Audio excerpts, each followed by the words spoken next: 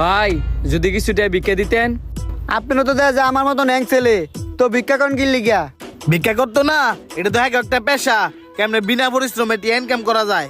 না ভাইজান, আপনারা ভুল বুঝতেছেন। আমি কাজকর্ম করেই খাই।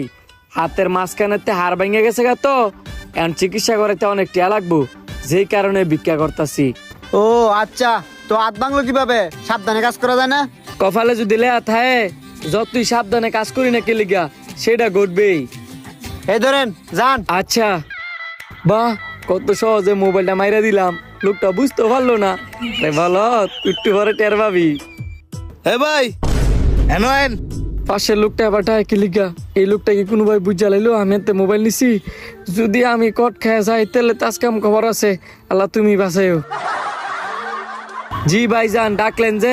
যেটা নিছ এটা থেকে চিকিৎসা হইব? হ্যাঁ, লোকটা দি বুঝছে গেছে গা। তাহলে তো এখন আমার খবর আছে যে এমন লোকটার চুপ করে তুইব। ভাইজান, আমনের এনতে না অর্ধেক দি মনে।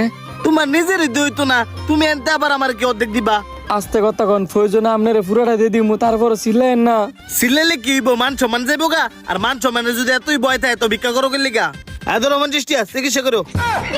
এই 50 টাকা দেওয়ার লাগে আমার ডাক দিছি, আমি কি না কি মনে করছি। ধন্যবাদ ভাইজান, ভালো থাকেন। এ ভাই এদিকে আন। এবার দিয়ে দোকানের মালিকে ডাক দিছি, তার মানে কি লোকটা আমার সন্দেহ করে লাইছে যে নুক এই লোকের তো আমার বাঁচতে হইব। দেখা যাক কি হয়। আমারে আবার ডাকলেন যে? আপনি যেহেতু